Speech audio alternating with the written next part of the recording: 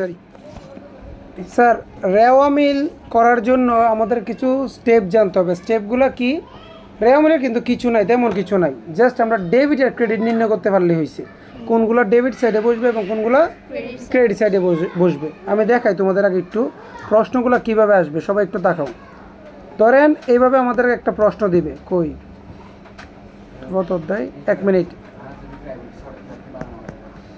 Sir please লক্ষ্য করেন। এই যে এরকম, এই যে ধরেন এরকম একটা গড়ে দিবে যে প্রারম্ভিক মজুত পণ্য, এটা কোন পাশে বসবে, ডেবিটে নাকি ক্রেডিটে? ডেবিটে। জাস্ট আমাদের জানতে হবে এই বিষয়গুলো। আমার একটা রেওয়া মিল দিয়ে দিবে, রেওয়া মিলটা থাকবে বোল, মানে যেগুলো ডেবিটে বসার কথা এগুলো দিবে ক্রেডিটে, যেগুলো ক্রেডিটে বসার কথা এগুলো দিবে কোথায়? ডেবিটে। এটাকে আমাকে শুদ্ধভাবে বসাতে হবে, এটা করতে হলে রেওয়া মিল শেষ। রেওয়া মিলে কোনো ঝামেলা নাই। তাহলে আমি দেখাবো, একটা প্রশ্ন করে পর্যন্ত দেখাই দিব। আমরা প্রথমত জানবো যে কোনগুলা কোন পাশে বসে। একটু মনোযোগ দিয়ে একটু জানেন। যত সম্পত্তি আছে, যাবতীয় যত সম্পদ সবগুলো বসবে ডেবিট সাইডে। কোন সাইডে? আমি আবার বলছি, যাবতীয় যত সম্পদ সব বসবে কোন পাশে? ডেবিট সাইডে। আর যাবতীয় যত দায় আছে, যত ঋণ আসছে সব বসবে কোন দিক দিয়ে? ক্রেডিট সাইডে। যেমন মনে করেন সম্পদের ভিতরে ভূমি, দালানকোঠা, ইজারা সম্পদ, আসবাবপত্র, যন্ত্রপাতি, বিনিয়োগ, দেনাদার, প্রাপ্য, নোট, নগদ, সুনাম ইত্যাদি। আর দায়ের ক্ষেত্রে আছে পাওনাদার হিসাব, প্রদেয় নোট, ব্যাংক জমাতিরিক্ত ইত্যাদি। এগুলো হচ্ছে দায়। তাহলে দায়গুলো বসবে ক্রেডিট দিকে এবং সম্পদগুলো বসবে কোন দিক দিয়ে? ডেবিট দিকে। অর্থাৎ অনেক সহজ, তাহলে একটু দেখেন। যাবতীয় যত খরচ আছে, খরচ ব্যয়, ওই যে আমরা পরিচালন ব্যয় করতাম না, ঠিক আছে? যত খরচ আছে, যত ব্যয় আছে, ব্যয়গুলো বসবে ডেবিট সাইডে। আর যত আয় আছে, আয়গুলো বসবে ক্রেডিট সাইডে। মাথায় রাখবেন, খরচ বলতে কীরকম? ক্রয়, ক্রয় করা কি একটা খরচ না? আবার প্রারম্ভিক মজুদ, প্রারম্ভিক মজুদ কি? এটা এটা কিন্তু মানে মাল ক্রয় করে থাকা আর কি। তাহলে এইটাও এক প্রকার কি? ব্যয়। মজুরি দেওয়া, বেতন দেওয়া, বিজ্ঞাপন ভাড়া, কমিশন। শুধু কমিশন বললে এখানে একটু ডাউট থাকে, এটা কি কমিশন প্রাপ্তি নাকি প্রদত্ত? যদি প্রাপ্তি প্রদত্ত উল্লেখ করে না দেয়, শুধু কমিশন দেয়, টাকাটা মনে রাখবেন, যদি শুধু কমিশন দেয় আমি এটাকে ধরবো প্রদত্ত। কি ধরবো? প্রদত্ত। এরপর মনে রাখেন যে মেরামত, অফিস খরচ, অবচয়, পরিবহন, বাট্টা কোনটা? প্রাপ্ত বাট্টা না, প্রাপ্ত বাট্টা কিন্তু আয়, প্রাপ্ত বাট্টা কি? এটা ক্রেডিটে। আর প্রদত্ত বাট্টা হচ্ছে ব্যয়, ব্যয়টা কি? ডেবিটে। তার মানে রেওয়া মিলের মেইন ফ্যাক্ট হচ্ছে যেগুলা ক্রেডিট পাশেটা ক্রেডিট পাশে বসবে এবং ডেবিটেডগুলো কি? ডেবিট পাশে। তো এখানে মনে রাখতে হবে সম্পদগুলো বসে কোথায়? ডেবিটে, এবং ব্যয়গুলো বসে ডেবিটে, দায়গুলো বসে ক্রেডিটে, আয়গুলো বসে ক্রেডিটে। এরপরে যত অগ্রিম যত খরচ, মানে আমার যদি কোনো অগ্রিম খরচ হয় এগুলো আবার ডেবিটে। যেমন অগ্রিম, মানে আমি কাউকে অগ্রিম কোনো কিছু দিয়ে দিব, যে অগ্রিম ভাড়া দিলাম বা অগ্রিম বেতন দিলাম, ঠিক আছে? মানে অগ্রিম কোনো কিছু যদি আমি দিই কাউকে, মানে কোনো কাজে যদি আমি অগ্রিম দিয়ে দিই, তাহলে এটা বসবে কোন দিক দিয়ে? ডেবিট সাইডে। কোন সাইডে? আবার অগ্রিম যদি আমি মালিক হিসেবে কারো থেকে কিছু নেই, ধরো আমি ঘর ভাড়া নিয়ে নিলাম অগ্রিম, ঘর ভাড়া যদি অগ্রিম আমি নিয়ে নিই, তাহলে এটা কি একটা আয়? অগ্রিম আয় না? অগ্রিম আয়গুলো হবে কোন দিক দিয়ে? ক্রেডিট সাইডে। কোন সাইডে? অগ্রিম খরচগুলো হবে ডেবিট সাইডে, অগ্রিম আয়গুলো হবে ক্রেডিট সাইডে। এতটুকু মাথায় রাখেন, পর আমি বুঝাচ্ছি। প্রাপ্য আয় সমূহ, প্রাপ্য মানে আমি পাবো, মানে দেনাদার। প্রাপ্য মানে কি? যত প্রাপ্য আয় আছে, মানে আমি যত পাবো, এটা প্রাপ্য সুদ হতে পারে, প্রাপ্য কমিশন, প্রাপ্য ভাড়া, যাই হোক যেগুলো প্রাপ্য, সকল প্রাপ্য হবে ডেবিট দিকে। আর যত প্রদত্ত আছে, প্রদত্ত কোন দিক দিয়ে হবে? ক্রেডিট সাইডে। আর এখানে একটা বলছে নম্বরে দেখেন যে বিক্রয় ফেরত, উত্তোলন, প্রদত্ত ঋণ, এগুলো হবে ডেবিট। আর এখানে বলছে ক্রয় ফেরত, মূলধন হবে কি? ক্রেডিট। আবার সঞ্চিতির ক্ষেত্রে দেখেন এখানে কিছু কুঋণ সঞ্চিতি, দেনাদার বাট্টা সঞ্চিতি, সাধারণ সঞ্চিতি, এগুলো হবে কি? ক্রেডিট। এই দেখেন দেনাদার সঞ্চিতি, বাট্টা সঞ্চিতি, ক্রেডিট। আবার যদি পাওনাদার বাট্টা সঞ্চিতি বলতো, এটা হয়তো ডেবিট। কথা কি বুঝতে পারছি? আবার এখানে দেখেন বিক্রয়, এমনি বিক্রয় কোন দিকে বসে জানেন? বিক্রয় কিন্তু আয়, বিক্রয় কি? তাহলে আয় বসে কোথায়? ক্রেডিটে। তাহলে তার বিক্রয় ফেরত হবে আবার ডেবিটে। আমি একটু কথা বলি, যে এন্ট্রিটা আগে যেখানে বসতো তার সাথে যদি কোনো কথা আসে, এটা তার উল্টা দিকে বসবে। ধরো ক্রয় বসতো কোন দিক দিয়ে? ডেবিট দিকে। ক্রয় ফেরত বললে যাবে কোন দিক দিয়ে? ক্রেডিট দিকে। মানে যে এন্ট্রিটা অরিজিনালটা যে দিক দিয়ে বসে, তার সাথে যদি কোনো কথা আসে সেটা বসবে তার উল্টা দিকে। কথা কি বুঝাতে পারছি? তাইলে এই ছিল জাস্ট তোমার রেওয়া মিলের মেইন ফ্যাক্ট। এবার আমরা চলেন আমি একটা শিট দিব, ওই শিট থেকে প্র্যাকটিস করবো ইনশাল্লাহ, তার বাহির থেকে আসবে না। তাহলে চলুন আমি শীটটা দেখাই। এই যে আসেন, এখানে আমাদের কয়টা আছে আমরা একটু দেখি। টোটাল আছে এখানে, টোটাল আছে 135টা। অ্যান্ড এগুলো দেওয়ার মেন রিজনটা কি, তুমি যদি এইগুলো সবগুলো জানো, তোমার হয়তো বা পরীক্ষায় আনকমন আসলো না। অ্যান্ড আমার ধরো মানে আন্দাজে পড়াচ্ছে, বুঝে পড়া কিন্তু এক প্রকার আন্দাজে, যে কোনটা আসবে হয়তো বা পারবো, আমি নিয়ম জানি। তার চেয়ে একবার ফিক্সডভাবে পড়ে ফেলাটা কি বুদ্ধিমানের কাজ না? বুঝলাম, পাশাপাশি এমনভাবে পড়লাম যে কোনো জায়গা থেকে আসুক, বাট আমি কিন্তু পারবো, এরকম একটু কনফিডেন্স থাকা বেটার। তাহলে আমরা এগুলো পড়বো। যেমন চলেন আমরা একটু পড়ি। প্রারম্ভিক মজুত পণ্য, এটা কিন্তু এক প্রকার খরচ, এক প্রকার কি ক্রয়, মানে খরচ ব্যয়, মানে এটা ডেবিট। ক্রয়, ক্রয় কি ডেবিট পাশে বসবে, এটা একটা ব্যয়। ক্রয় পরিবহন, আচ্ছা আমি একটু বলি, ক্রয় যেটা, ক্রয় আমি বলছিলাম, কিন্তু দেখেন ক্রয় পরিবহন কি এক প্রকার কি, ক্রয় পরিবহন এক প্রকার ব্যয় না? মানে ক্রয় করতে যে ব্যয় করছি এটা কি একটা ব্যয়, তাহলে এটাও কি ডেবিট। যত ব্যয় আছে সব ডেবিট। পরিবহন, এটা কোন পরিবহন তো এটা বলে নাই, তো আমি ধরে নেব কি ক্রয় পরিবহন। কি পরিবহন? ব্যয় ধরবো আমরা, যেটা উল্লেখ থাকবে না এটাকে ধরে নিব ব্যয়, ঠিক আছে? আর উল্লেখ থাকলে আলাদা হিসাব, এটা ধরবো আমরা। শুল্ক, উল্লেখ নাই, এটা তো হ্যাঁ শুল্ক তো দিতে হয়, খরচ ব্যয় মানে ডেবিট। আমদানি শুল্ক ডেবিট। জাহাজ ভাড়া, মানে এটা তোমার বোঝাচ্ছে, তোমার শুধু শুল্ক নাম দিয়েও দিতে পারে, আমদানি শুল্ক আর্থিক বিবরণীতে দিত না, শুল্ক দিত মাঝে মধ্যে, আমদানি শুল্ক দিত, তাই এটা তোমরা বোঝার জন্য দিচ্ছি এখানে। জাহাজ ভাড়া, মাল খালাসের খরচ, কারখানা ভাড়া, ডক চার্জ, গুদাম ভাড়া, মজুরি, জ্বালানি, বিদ্যুৎ, গ্যাস ও কয়লা, পানি ও বিদ্যুৎ, তারপর বিক্রয় সেবা, ক্রয়, এই যে এতটুকু হচ্ছে তোমার, এই যে এতটুকু ফানি পর্যন্ত, এতটুকু হচ্ছে তোমার খরচ, সবগুলো ডেবিট। আর বিক্রয়, বিক্রয় কি একটা আয়, আয় মানে যাবে ক্রেডিটে। আর ক্রয় ফেরত, আমি বলছিলাম না, ক্রয় যদি ডেবিট হয়, ক্রয় ফেরত কি হবে? ক্রেডিট। এরপরে এই যে ক্রয় বাট্টা, ক্রয় বাট্টা ক্রেডিট। একমাত্র ক্রয় পরিবহনটা থাকবে ডেবিটে, ক্রয় আর ক্রয় পরিবহন থাকবে ডেবিটে, আর বাকি সবগুলো যাবে কি ক্রেডিটে। আর বিক্রয় ফেরত, বিক্রয় থাকে কোথায়? ক্রেডিটে, আর বিক্রয় ফেরত যাবে ডেবিটে, বিক্রয় বাট্টা যাবে ডেবিটে। বেতন হচ্ছে খরচ, বেতন কি ব্যয়, আর কি বেতন মজুরি ব্যয়, বাড়ি ভাড়া ব্যয়, কর বিকর ব্যয়, কর ব্যয়, বিমা সালামি ব্যয়, ডাক ও তার ব্যয়, কথা ঠিক আছে? শিক্ষানবিশ সালামি কি মানে দেওয়া, শিক্ষানবিশ স্যালামিটা পাওয়া, শিক্ষানবিশ স্যালামিটা কি পাওয়া। আর ভাতা মানে দেওয়া, ভাতা মানে কি? তাহলে ভাতা মানে খরচ, ভাতা মানে কি? ভাতা বুঝো, আমি শিখাইছি, আবার আমি খরচও দিছি, বেতনও দিছি সরকার, ঠিক আছে? এটা করলে শিক্ষানবিশ ভাতা, তাহলে এটা ব্যয়। আর শিক্ষানবিশ স্যালামি মানে শিখাইছি, বিনিময়ে আমি কিছু টাকা পেয়েছি, এটা হচ্ছে আয়। তাহলে ভাতা বললে ডেবিট, আর স্যালামি বললে ক্রেডিট, মাথায় থাকবে। ভাতা বললে ডেবিট, আর স্যালামি বললে ক্রেডিট। মণিহারি ব্যয়, বিজ্ঞাপন ব্যয়, নিরীক্ষা ফি ব্যয়, মুখস্থ করে ফেলবেন। পাওনাদার বাট্টা সঞ্চিতি, কিন্তু এই যে পাওনা ওইখানে কিন্তু ছিল না, পাওনাদার বাট্টা সঞ্চিতি, পাওনা বাট্টা সঞ্চিতি ডেবিট, আর দেনাদার বাট্টা সঞ্চিতি ক্রেডিট, মাথায় রাখতে হবে।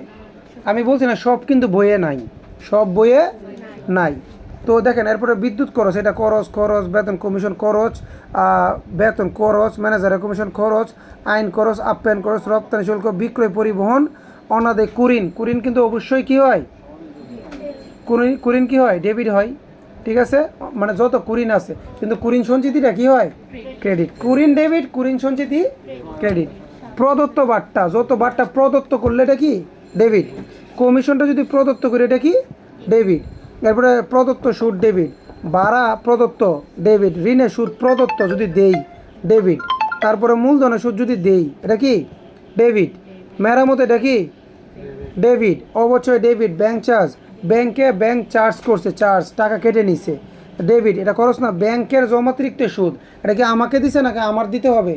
আমার জমাতিরিক্ত মানে ব্যাংকে জমার অতিরিক্ত লোন নেওয়া, এটা সুদটা ডেবিট, খরচ। আর দান খয়রাত খরচ। আর বিলম্বে পণ্য সরবরাহের ক্ষতিপূরণ, পণ্য সরবরাহের কি ক্ষতিপূরণ, তাহলে এটা কি ক্ষতিপূরণ, মানে এটা তো খরচ এক প্রকার। যত ক্ষতি আছে, আগুনে পুরো পণ্য বিনষ্ট আনতেন, খরচ। বিনিয়োগের সুদ, আচ্ছা এবার বিনিয়োগ, আমি এক জায়গায় বিনিয়োগ করছি, সুদ পাইছি, এটা তো আয়, আয় কি ক্রেডিট। অনাদায়ী পাওনা সঞ্চিতি, কুরিন সঞ্চিতি, যে কুরিন হচ্ছে ডেবিট, কুরিন সঞ্চিতি হচ্ছে ক্রেডিট। অনাদায়ী যে কথা, কুরিন একই কথা। বাট্টা প্রাপ্তি পাইলে কি আয়, কমিশন প্রাপ্তি আয়, সুদ প্রাপ্তি আয়, বিমা স্যালামি আয়, আর উত্তোলনের সুদ আয়, তারপরে ব্যাংক জমা সুদ আয়, উপভাড়া, উপভাড়া মানে কি, আমি এটা ঘর ভাড়া দিয়ে কিছু পাইছি, ঠিক আছে, তার মানে এটা কি আয়। দেনা দ্বারা বাট্টা সঞ্চিতি আয়, লভ্যাংশ প্রাপ্তি আয়, স্থায়ী আমানতের সুদ আয়, বকেয়া মজুরি, বকেয়া মজুরি কি হবে, ক্রেডিট হবে, মনে রাখবা বকেয়া মজুরি ক্রেডিট, মজুরি ডেবিট, বকেয়া মজুরি কি ক্রেডিট, বকেয়া ভাড়া ক্রেডিট, মাথায় রাখবেন উল্টা, ভাড়া ডেবিট, বকেয়া ভাড়া ক্রেডিট, আর বকেয়া সুদ কি, ঋণের সুদ, বকেয়া সুদ, এগুলো কী হবে, যদি এগুলো প্রাপ্ত হয় আর কি উল্লেখ থাকবে। আর বকেয়া কমিশন ক্রেডিট, অগ্রিম প্রাপ্ত ভাড়া, অগ্রিম বলছিলাম অগ্রিম যাই আয় হবে এগুলো কি ক্রেডিট, তারপর হচ্ছে অগ্রিম যত যত অগ্রিম পাওয়া হবে সব ক্রেডিট, আর অগ্রিম যত দেওয়া হবে ডেবিট। বিবিধ পাওনাদার, পাওনাদার কি ক্রেডিট, আর দেনাদার কি ডেবিট, দেনাদার সম্পদ আর পাওনাদার দায়, ঠিক আছে। প্রদেয় বিল, প্রদেয় বিল মানে পাওনাদার ক্রেডিট, ঋণ বন্ধকি ঋণ ক্রেডিট, আর মানে এগুলো দায়, এগুলো কি দায়। ক্রয় খতিয়ানের জের মানে পাওনাদার, ক্রয় খতিয়ানের জের থাকতে পারে, পাওনাদার নাও থাকতে পারে, তখন আমরা এখন মনে রাখবো ক্রয় খতিয়ানের জের মানে কি পাওনাদার, ক্রয় খতিয়ানের জের মানে কি, তার মানে এটা কি ক্রেডিট, মানে এটা এক প্রকার দায়। মূলধন কি, মূলধন মানে দায়, মূলধন মানে আমি দোকানে যে টাকাটা দিই, দোকান আমি কিন্তু ঘর থেকে টাকাটা নিয়ে দিই, মানে দোকানে একটা দায়বদ্ধ, তাহলে এটা কি একটা দায়, এটা কি একটা দায়। সঞ্চিত তহবিল, মূলধন এমনি দেয়, তাহলে সাধারণ সঞ্চিত তহবিল, আয়কর সঞ্চিত তহবিল, এগুলো কি সব ক্রেডিট। পেনশন তহবিল, তহবিল দেখো তহবিল কয়টা পাইছি, 4টা 5টা 6টা, যতগুলো তহবিল আছে, তহবিল যত তহবিল আছে সব তহবিল কি ক্রেডিট, ঠিক আছে।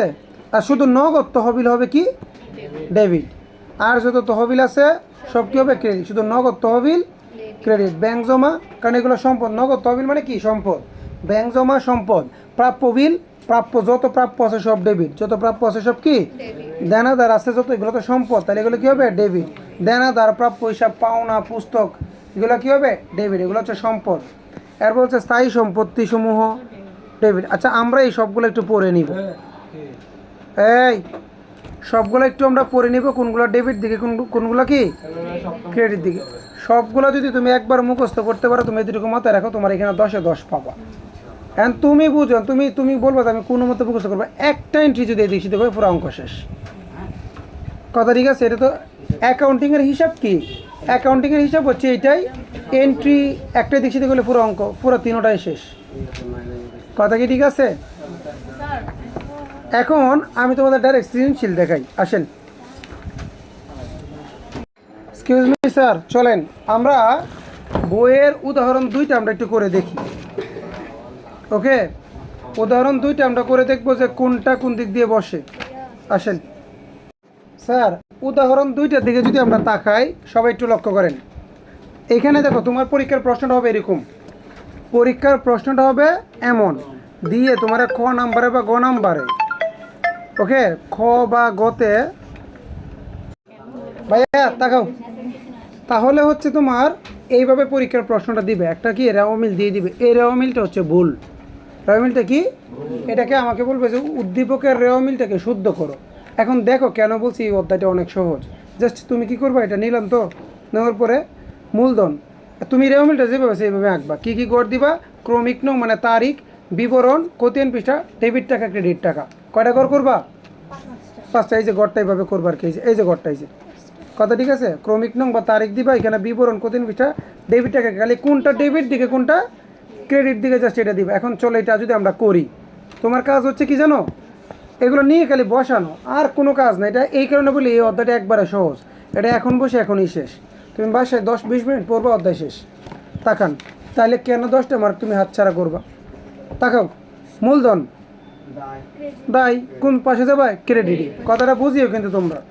মজুত পণ্য, আমি তোমাদের একটা কথা বলি, মজুত পণ্য মানে প্রারম্ভিক মজুত পণ্য, এক দেওয়া না, মজুত পণ্য যদি তারিখে 1 দেওয়া থাকে তাহলে মনে করবা এটা প্রারম্ভিক, আর যদি তারিখে 31 দেওয়া থাকে এবং মাস দেওয়া থাকে 12, তাহলে মনে রাখবে এটা সমাপনী মজুত পণ্য। এটা কোন মজুত পণ্য আমি বলে দিব, কোনগুলো রেও মিলে আসে না, কোনগুলো বলে দিব।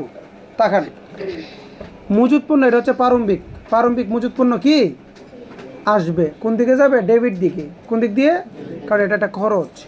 বিক্রয় কি একটা আয়, এটা হবে ক্রেডিট, কথা বলিও। গ্যাস পানি এটা কি, এটা হচ্ছে ব্যয়, ব্যয় মানে কি ডেবিট। ভূমি দালান কোটা কি সম্পদ, সম্পদ কোন দিকে? ডেবিটে। এবার বলো মজুরি একটা খরচ, তাহলে এটা কোন দিক দিয়ে? ডেবিট। দেনাদার কি? সম্পদ, কোন দিক দিয়ে? ডেবিট। কমিশন কি? এটা কি? আচ্ছা, এটা কি প্রদত্ত নাকি প্রাপ্ত? এটা কি বলছে? বলে নাই, তাহলে আমরা ধরে নিব কি প্রদত্ত, তাহলে কি ডেবিট। যন্ত্রপাতি সম্পদ, ডেবিট। পরিবহন খরচ, ব্যয় ধরবো, তাহলে কী করবো? ডেবিট। ঠিক আছে। এরপর ধরো যদি এই যে আরও আছে এই পাশে উত্তোলন, উত্তোলন কি? ডেবিট খরচ। আর ব্যবসার খরচ, ডেবিট। নগদ তহবিল মানে কি? নগদ টাকা, নগদ টাকা কি? সম্পদ, ডেবিট। ব্যাংক জমা, সম্পদ, ডেবিট। ক্রয়, ডেবিট, মানে ডেবিট। ক্রয় একটা ব্যয় না? ক্রয় কি একটা ব্যয়? কর ও বিকর, ব্যয়। আসবাবপত্র সম্পদ, তাহলে এটা হবে কি? ডেবিটে। আসবাবপত্র হবে ডেবিটে। সম্পদ ও ডেবিট, খরচও ডেবিট। প্রাপ্য বিল, প্রাপ্য মানে দেনাদার, ডেবিট। যত প্রাপ্য আছে সব ডেবিট, যত প্রাপ্য আছে সব কি? ডেবিট। এটা এক প্রকার সম্পদ। এবার আসেন ব্যাংক জমা, এটা কি? প্রারম্ভিক ব্যাংক জমা না? আর একটা জিনিস আমি বলে দিই, এখানে ওই যে উপরে ছিল দেখো নগদ তহবিল, কি ছিল? আমি একটু এখানে একটু উল্লেখ করে দিচ্ছি, এখানেই মনে রাখবেন। রেওয়া মিলে নগদ তহবিল এবং ব্যাংক জমা যদি 1 তারিখের হয়, কয় তারিখের? ওইটা রেওয়া মিলে আসবে না। আমি কিন্তু কিছু কিছু উল্লেখ করে দিব কোনগুলো রেওয়া মিলে আসবে না। 1 তারিখে যদি থাকে, 1 তারিখে কি ব্যাংক জমা এবং যদি নগদ তহবিল যদি 1 তারিখে থাকে, তাহলে ওইটা রেওয়া মিলে। শেষ করি না আমি সিরিয়ালে যাচ্ছি তো। নগদ তহবিল এবং ব্যাংক জমা যদি 1 তারিখের আসে, কয় তারিখে? এইটা রেওয়া মিলে অন্তর্গত, কিন্তু এটা তো 1 তারিখ এখানে উল্লেখ করে নেই, উল্লেখ করছে, তাহলে এটা আসবে। কিন্তু এটা তো 1 তারিখ উল্লেখ করে দিছে, তাহলে এটা কাটা। কথা কি বুঝাইতে পারছি?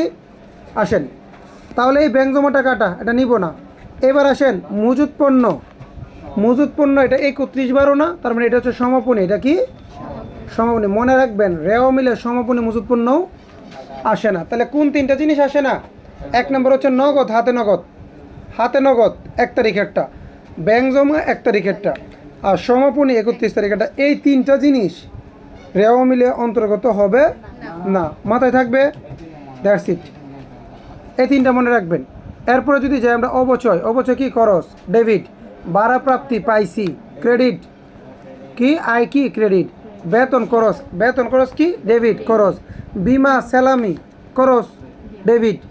আন্ত ফেরত মানে ফেরত আসছে, আন্ত ফেরত কি? আন্ত ফেরত কি হবে? ডেবিট হবে। কি হবে? আন্ত ফেরত হবে কি? ডেবিট। বই ফেরত হবে তোমার ক্রেডিট। আন্ত আমরা যদি জাবেদা করি, তো যেটা আসছে এটা ডেবিট ধরি না, আন্ত ফেরত কী হবে? ডেবিট। এভাবে কিছুটা মনে রাখবেন। প্রদেয় বিল, এটা এক প্রকার তো পাওনাদার। প্রদেয় বিল মানে পাওনাদার, পাওনাদার কোন দিকে? দায়, দায় না স্যার? তাহলে কী হবে? ক্রেডিট। প্রদেয় মানে পাওনাদার, পাওনাদার এমনি তো দায়। বই ফেরত কী হবে? ক্রেডিট। তাহলে এটা মনে রাখবো, আন্ত ফেরত ডেবিট, বই ফেরত ক্রেডিট। ঠিক আছে? করতে করতে জানতে হবে, না করলে তো জানা যাবে না। যে একবারে আমি একটু শুনলাম, শুনে শেষ করে ফেলবো, এটা অসম্ভব। বা ব্যাংক চার্জ, ব্যাংক চার্জ মানে কি? টাকা কমে যাওয়া মানে ব্যয়, তাহলে কি? ডেবিট। আর বার্তা প্রাপ্তি মানে পাইছি, পাইছি মানে কি? আয়, আয় মানে কি? ক্রেডিট। আচ্ছা, সম্পূর্ণটা বসাই দিলাম না? সম্পূর্ণটা বসাইলাম স্যার। তাহলে দেখেন আমার কিন্তু উদাহরণটা হয়ে গেছে। এবার তোমাদেরকে সরাসরি একটা সৃজনশীল দেখাই, চলেন।